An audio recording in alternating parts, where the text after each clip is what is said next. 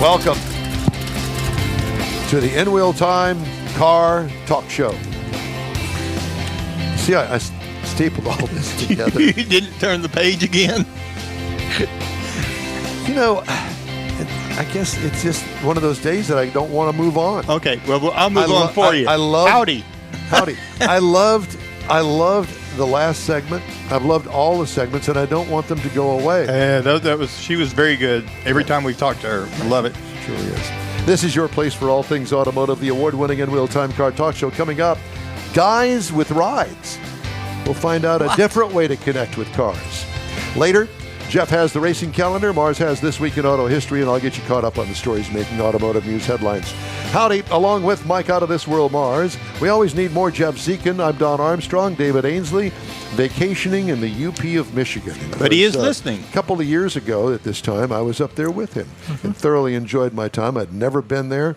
What an absolutely gorgeous place. In the summertime, that is. That was August. Said the high was going to be 73 today. Yeah. Thanks for rubbing it in, Dave. Rudy Samsel is with Guys with Rides. This company wanted to create the only online dealer-free community that provides a truly unique experience, a place to go for people to discover new cars, connect with like-minded collectible car enthusiasts, and share their stories about the cars that they love. Well, that sounds like the In Wheel Time Car Talk Show. It's a marriage made in heaven, Rudy. Very good. Thank you. I think so, too. All right. Yeah. So I got the description. Now bring it down to our terms, your terms, our terms that we could all understand. So why am I going to go to Guys with Rides? So I decided to create after my experiences at traditional intent auctions and online ones, particularly Bring a Trailer, I quickly discovered that you're not on a level playing field if you're bidding on a car. And so my goal here was to create a dealer-free environment. That doesn't mean I'm not anti-dealer. In fact, I support them with the variety of parts I buy. But if you own a classic or collector car that's been a family heirloom in particular, you want to find a good home for that car. And so I wanted to create a level playing field where private buyers and sellers could be a matchmaker for them on an online site. How is it different than Hemmings? So Hemmings does have a variety of dealer auctions on there, and auction and classifieds as well. So besides that, we have a community of. So besides that, the prices are also a lot less because we don't have the overhead that, say, a big Hemmings does. And what I'm trying to do is be the next step up, say, from putting your car on Craigslist or Facebook Marketplace. If you want to, particularly if you have a very rare car, if you're in a remote area, you can get more eyeballs on the car and get the car sold nationally, if not internationally. So a couple of years ago, I had a 76 Cadillac pickup, if you remember those. There were only 200 built. And through my search engine optimization techniques, a gentleman in Bern, Switzerland actually ended up buying that car and taking it to Switzerland. I don't know how he got around the streets, but that's the kind of service we offer. Big snow tires, I'm sure. Yeah, for sure. Yeah. Sure. Well, an interesting concept. So how many cars do you have on the site right now? So right now, I just sold, last week I only had one. I like to call myself the David in an industry of Goliaths. And so I had one, and next week I have a gentleman that has 6 motorcycles, interesting motorcycles. But typically on a given week or so, I might have only 2 or 3. I will point out one thing. When Bring a Trailer started in 2014 doing auctions, they were only doing 3 a week. So small is good. Go ahead. Is yours like an auction, or is it truly, I've got a car here, I inherited this car from my dad, and I want to sell it to somebody that's going to love it just as much as he did? And I'm going to sell it for $20,000, and I'm firm on that. Do you do that?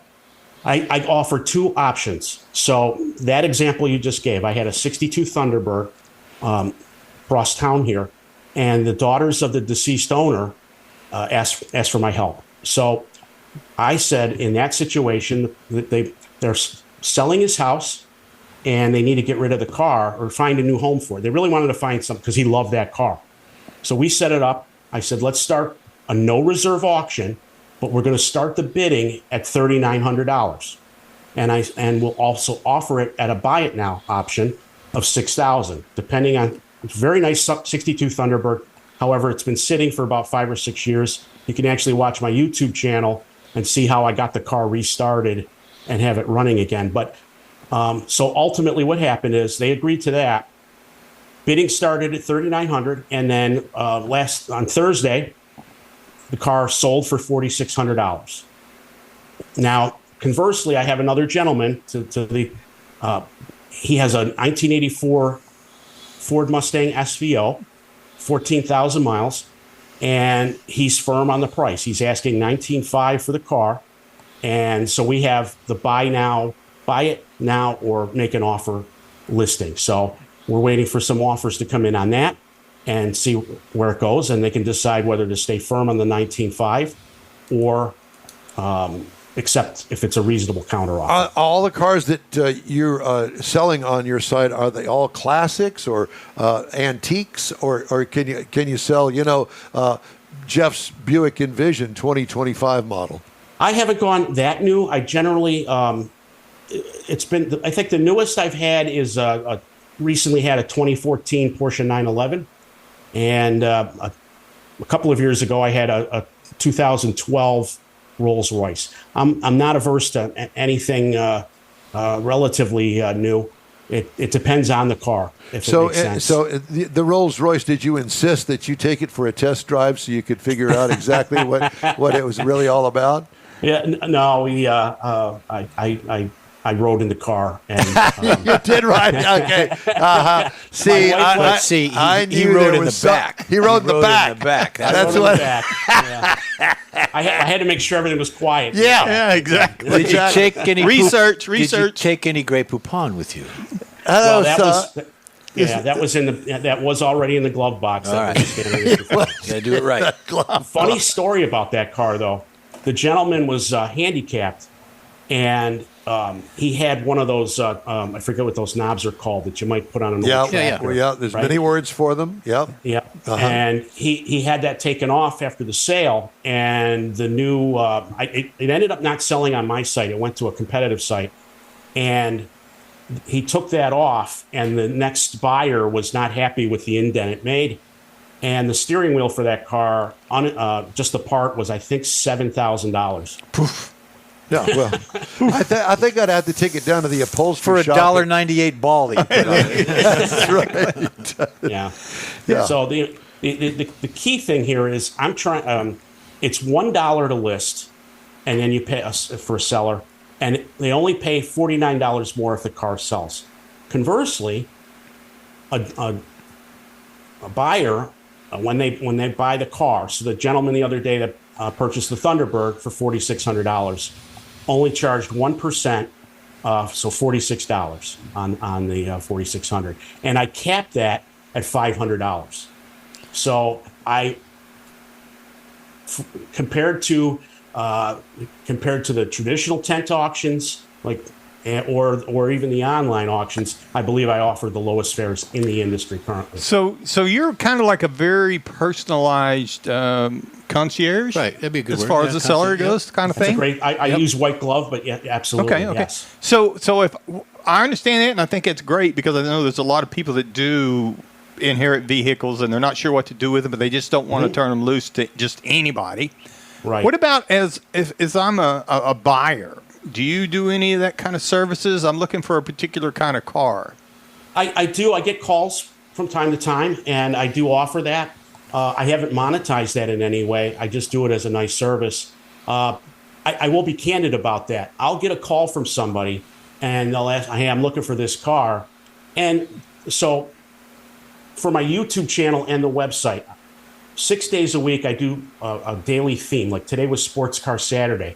And I challenge myself to find 7 vehicles under $15,000 that I would personally want in my garage. And so that often motivates people to reach out and say, hey, I'm looking for this car. And more often than not, when I do find it a couple of months later, they're like, oh, yeah, my circumstances have changed and I really can't, do the car. Right. So spur of the run into a moment lot of type that. thing. Yeah. Yeah. Oh, well. Very interesting. So you got one on there today, and they're looking for more apparently. And I guess this is a nationwide deal. Correct, it is. I have had a couple of cars from Canada a couple of years ago. I had a Volkswagen Beetle out of Winnipeg, and the gentleman restored, and he wasn't getting any eyeballs on the car there. Put it on the site, because nobody lives there. And Do if you know they anybody do, that lives in Winnipeg? I know they got a hockey team. That's that about guy. it. and if guy they that owns do, the they don't bug. want to drive Volkswagen. Yeah, exactly. Volkswagen Club up there. That's yeah. I had to laugh at it because coming from Western New York and having a Volkswagen Beetle in college, I can't even imagine you get frostbite on your feet driving that thing around. Just your feet? People don't understand the weather in Canada because it's Canada and it gets cold up there. Yeah, and all I can think of is that Canadian highway. They would do all those trucker shows and the wrecks and stuff on there, and the snow going this way as opposed to straight down on a beautiful background. No, it's a highway that's come to a complete stop for hours on end. Yeah, I'm all good about that. Where are you located, Rudy? So I am in Flemington, New Jersey, and that's Hunterdon County. Are you from Jersey? I'm from No, I'm from Buffalo. Okay. I'm from Buffalo. He I was live in quick to Jersey. correct that. Yeah, exactly. But if you're not familiar with it, everybody hears Jersey and they think of Tony Soprano. Exactly. Yeah, but it's known as the Garden State. That's right. And I'm in Hunterdon County. So where I'm standing right now, Times Square is 52 miles that way, and the Liberty Bell in Philadelphia is 54 miles that way. So I'm out in the country. I'm about 8 miles from the Delaware River. And people don't realize it, but this, even I didn't when I moved down here 15 years ago. This area of the country, arguably the car culture is as strong as California. It's just that our season is much shorter. Sure. I could go to any cars and coffee around here, whether I go towards New York or Bucks County, and I will see anything you can imagine. I will see that I had never seen an Alfa Romeo Montreal. If you remember one of those, a guy brought that out one day. Of course, you see a cadre of Lamborghinis and Ferraris. So it's a very rich culture, and I've just been amazed with it. Well, we had a friend that actually was from Long Island, did some drag racing there back at the beginning of the drag racing era. And he speaks very highly of the car culture up there. And, we're down here, we're in Houston, Texas. Who would have ever thunk in a million years that we've got a car culture and, we're talking about horses and guns down here. Cowboys. Yeah, cowboys. No, it's not that way. But, yes, I found that the car culture is very rich all across the United States when I did the drag racing thing. And I can tell you it's alive and well. Well, we wish you the best of luck with your website and your venture here. And it's great talking to you and learning about your website, guyswithrides.com, correct? Thank you. And my heart thoughts and prayers go out to all the your listeners affected by the floods last week. Yeah, It's terrible thing in Central Texas, and we appreciate that, I can tell you. Rudy, it's great to talk to you. Take care of yourself. We'll be in touch. Thanks, Rudy. All right, thank you, boys. Thank you. you. Take care. Rudy Samsel with... It's a good idea. I it like is. his idea. Guyswithrides.com. All right. Why don't we take a little break, shall we? Just ahead, Jeff has the racing calendar, and Mars has This Week in Auto History. All right. I'll bring you some more of It's a these good one week's too, right? automotive news headlines. The In-Wheel Time Car Talk Show is back in a flash. The Tex-Mex dining experience is defined by Lupi Tortilla, your destination for Texas's best beef fajitas and frozen margaritas. Since 1983, Lupi Tortilla has served authentic and time-tested recipes made with the freshest ingredients. Atmosphere is part of the award-winning experience at Lupi Tortilla, all developed in a little house near Highway 6 and I-10 in West Houston. Visit any of the Lupi Tortillas and you'll see the same attention to detail in each and every location. Start your Lupi experience with queso flameado and guacamole, along with a classic frozen margarita. Dine on famous Lupi beef and chicken fajitas, or pepper shrimp brochette, or a fish or vegetarian entree, and finish with a scrumptious flan for dessert. Find Lupi Tortilla in Houston, College Station, Beaumont, Austin, San Antonio, and Dallas-Fort Worth. There's a Texas location near you. The recipes are authentic and time-tested. The ingredients always fresh. Lupi Tortilla, he's pretty good. Apple or Android, In Wheel Time podcast can be found everywhere, on the stream and through downloads. Whether you're on the road or at home and jonesing for a different kind of car talk show, give In Wheel Time a try. Honest new car reviews, fun, informative interviews with real car people, weekly automotive news, features like Jeff's Car Culture and Mike's Driving Destinations, all on In Wheel Time. Check us out on SiriusXM Podcasts, iHeartRadio, or while you're shopping on Amazon, through Amazon Music. InWheelTime.com has a list, and we know you love lists. Welcome back to the In Wheel Time Car Talk Show. Hey, you're invited to join our live broadcast every Saturday, 10 to noon Central on InWheelTime.com, Facebook, and YouTube.com. And we hope you'll check us out from our home base here in the Sugar Shack Studios. If you miss us, you'll be able to catch all the action on your favorite podcast channel. Time now for the racing calendar, Jeffrey. Okay. Hey, we've got IMSA Racing is coming up August 3rd, so it's a few weeks away at Road America. It will be on Peacock and at 2 p.m., so tune into that if you've got it. Formula One, not going on until the end of the month. You got the Belgian Grand Prix. That's going to be in Cirque du Spa, Francorchamps. You've got Wait a minute, let me see that. Yeah, right there. Look at that. Cirque. I think we had that for dinner last week. Spa Franco-American Champs. That's what I said. I think they make SpaghettiOs. 44 laps. That's what they're going to do. And then you got Indy. Well, Indy's going to be July 12th, which is today. It's the Iowa race. It's going to be Iowa in Newton, Iowa. That goes on at 4 p.m. this afternoon. You also have Craftsman Trucks. They haven't been running a while, but July 25th, they're going to be out a few more weeks. Going to be doing that. Xfinity Series, the junior guys, they're going to be in Sonoma. That's this weekend. And, of course, the big boys are also in Sonoma as well. NHRA, they're off this week, I believe.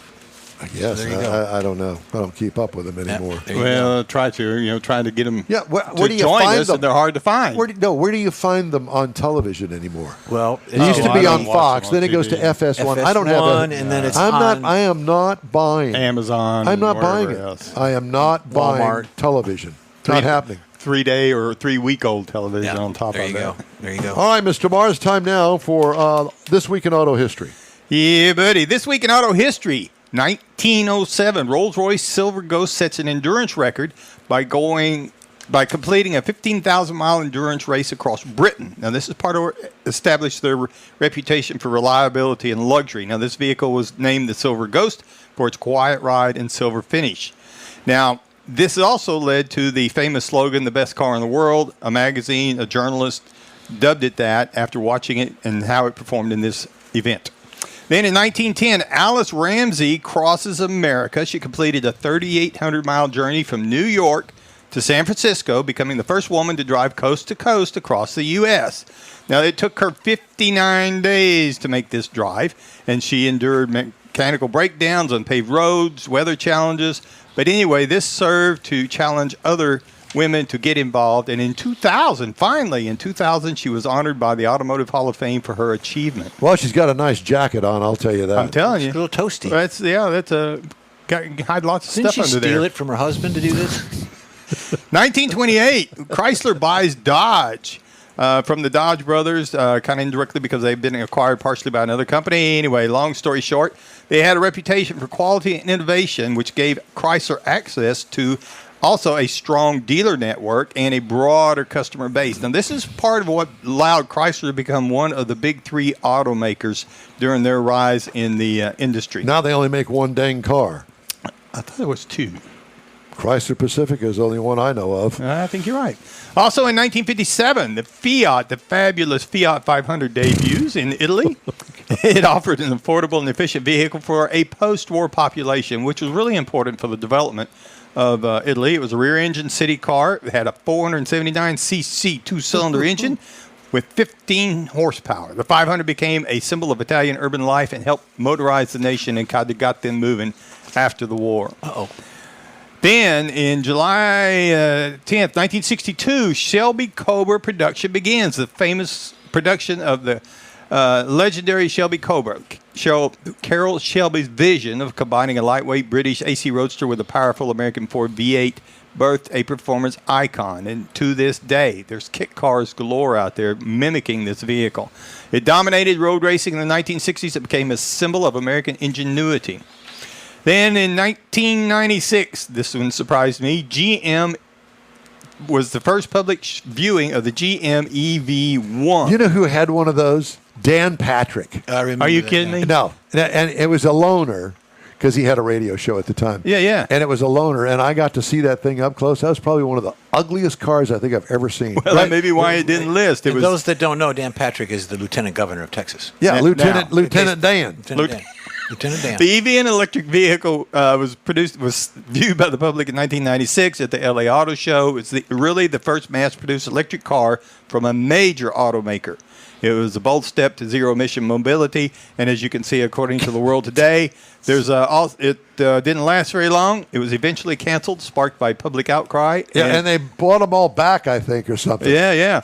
And they had there's a documentary called "Who Killed the Electric Car" about that vehicle.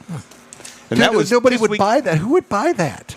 Dan Somebody Patrick. that has absolutely no taste whatsoever. If it had an outboard motor on the back of it, I Well, think exactly. you could do that. Yeah. Yeah. Let's see how far we can jump it off of the pier out into the ocean. So that what would be you're a good thing. telling Yeah. me is that it's pretty much a boat anchor is what you're Pretty telling much. me. That's what it Pretty is. much. The motor on the back. This There you week go. in automotive history. There you go. Thank you, Well, Michael. thank you so much for that. Federal lawsuit alleges predatory and deceptive practices by a Missouri dealership involving the sale and financing of a used 2021 Volkswagen ID4. It's an electric, including multiple unauthorized credit pulls, falsified income statements, and forced contract negotiations or renegotiations. No. Frederick and Sarah Evans contend that Sykeston Ford Lincoln in Sykeston engaged in a yo-yo scheme. Yo-yo. By offering credit terms it didn't mean to honor and then offering worse credit terms. The couple took possession of the vehicle. In subsequent iterations of the sales contract, the interest rate rose to 7.74%. The warranty dropped to 100,000 miles, and gap coverage, which the Evanses wanted, was eliminated, according to the suit. May 23rd complaint at Sykeston Ford inflated the Evanses' income on loan applications, submitted unauthorized applications to lenders without their knowledge, and failed to provide them with the paperwork necessary to register the car, damaging their credit rating. Ultimately, in August of last year, a dealership representative went with police to their home and threatened criminal charges unless they surrendered the car, which they reluctantly did. No They take backs. contacted the FBI, Missouri Attorney General, Better Business Bureau, and Federal Trade Commission, but failed to resolve the dispute before going to court. It seeks compensatory and punitive damages under the Equal Credit Opportunity Act, Truth in Lending Act, and State Consumer Protection Law, and for wrongful possession, negligence, and breach of contract. Oops. Oh, so sorry. We have a few minutes At least here. they're and not from Florida. we have a few minutes here, and I wanted to introduce everybody to my lovely daughter, Katie Armstrong, who I've talked about on this show many, many times. Katie, hi. Oh, wait a minute. You got. Wait a minute. Oh, I see. I gave her the Start guest. over. I gave her See, the I guest. thought you put her in your place, and then you gave her the Well, guest that's what we mic. That was hooked. the That was plan. special. Okay, we well, hooked go- it up for. now I can hear That was you. 2 hours ago. I had to press the button over here. Hello. Hello. Thanks for coming. So Katie, the world traveler with her satellite company, has gotten a promotion, and she is now the big cheese. The big Kinda. cheese I rocket like cheese. scientist. She gave me that look. No, I'm not. No, just You're part the of big cheese. I'm not the big cheese. What were you saying? Part of the big cheese. Part of the big cheese. Yeah, yeah. The world traveler. That. How was your last trip to Croatia, Katie? Once we got there, it was great, but Yeah. the adventure of getting there was a nightmare. Yeah. The trip from Denver to Frankfurt. To Frankfurt, and then the layover in Frankfurt was what? A day? Was supposed to be 4 hours, and it ended up being a full day. A full day. And then they go to this island in Croatia. Yes. Yeah, this is a company fun thing Event. to go and do. The company offsite. Yeah, Croatia has islands? they do. Yeah. Very pretty country. Yeah, It was beautiful. The pictures that she sent back. Yeah, we'd want to go there in the summertime. I don't know about that. And a remote. We'll do a remote. Do a We'll do a remote. remote. Yeah. Maybe we could offer that vacation destination a special deal. We'll do our show from there. You pay for the trip. Yeah. Do they drive on the right side of the road or the wrong side of the road? The right. Okay. Are they up? Correct. The correct side. So, for those of you that don't know, Katie is my engineer daughter that works for a satellite company. And she was in college for about 12, 14 years. And we finally got her graduated, and she's done okay for herself. She brought her boyfriend here to meet her mother and I, and he's okay. I met him too. He's sitting over there. Yeah, a nice young man. Yes, Nice he young is. man. And we're glad to have him, and it's good to meet him. So, what are you working on at your job right now? Well, my position is the launch lead for all of the satellites that we do launch from Vandenberg. We are usually on a SpaceX transporter mission. Transporter mission is a ride share for a bunch of different satellites. So we just buy a spot and then So you're like the Uber of space. they're the Uber for satellites. We are the company that we work for is the Uber for the payloads that we put on a satellite. Yeah, so it's a long lead. I was going to Yes. say, Yeah. And didn't you tell me that there's going to be like 3 satellites that you're launching on this one? This one will be 2. Two satellites. And each one has its own little life. It's onto itself.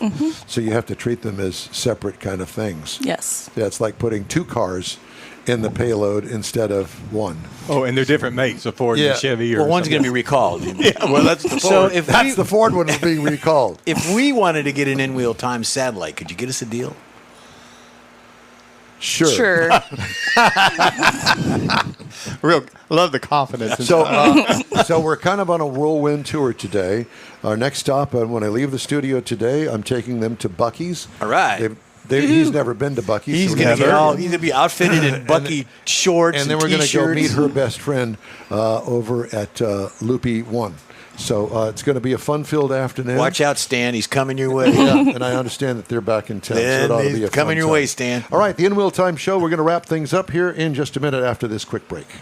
You own a car you love. Well, why not let Gulf Coast Auto Shield protect it? Houstonian John Gray invites you to his state-of-the-art facility to introduce you to his specialist team of auto enthusiasts. We promise you'll be impressed. Whether you're looking to massage your original paint to a like-new appearance, apply a ceramic coating, install a paint protection film, nano-ceramic window tint, or new windshield protection called ExoShield, Gulf Coast Auto Shield is where Houston's car people go. Curbed your wheels? Instead of buying new, why not have them repaired? How about a professionally installed radar detector? Gulf Coast Auto Shield does that too. Get a peek inside the shop and look at the services offered by getting online and heading to gcautoshield.com. Better yet, stop by their facility at 11275 South Sam Houston Tollway, just south of the Southwest Freeway, and get a personal tour. Gulf Coast Auto Shield is your place to go for all things exterior. Call them today, 832-930-5655 or gcautoshield.com. The award-winning In-Wheel Time Car Talk Show now reaches 5.3 million folks each year. Check us out on InWheelTime.com, the Odyssey Radio app, YouTube, Facebook, and just about every other entertainment source out there, including our live broadcast every Saturday, 10 to noon Central Time. The In-Wheel Time Car Talk Show has informative automotive guest interviews, new car reviews, along with popular features including Jeff's Car Culture, the latest new cars, cruise-ins, and racing dates. It's InWheelTime.com. Join us. Well, that's all for this week's In-Wheel Time Car Talk Show. Be sure and check us out online at InWheelTime.com. We're always looking for new, informative, and fun automotive things to bring to our global audience. If you have an idea, event, or a road trip destination you'd like for us to feature, let us know. Our email address is info@InWheelTime.com. When you're looking for award-winning car talk, you can find the In-Wheel Time Car Talk Show 24/7 on the In Wheel Time app. And when you're on the road this summer, grab a podcast from your favorite podcast provider, including the new SiriusXM podcast channel and the Odyssey Radio app. We video stream our live show every Saturday 10 to noon on Facebook, YouTube, and InWheelTime.com. The In Wheel Time video technical director is we always need more Jeff Zekin. Right. The booking agent, video editor, people finder, and do-all, Mike Out of This World Mars, Chief Engineer David Ainsley. I'm Don Armstrong. Thank you, Katie Armstrong. Thank you, Marco, for coming. It's good to see you guys. Drive safe out there, stay cool, and enjoy your summer from all of us at the In Wheel Time Car Talk Show.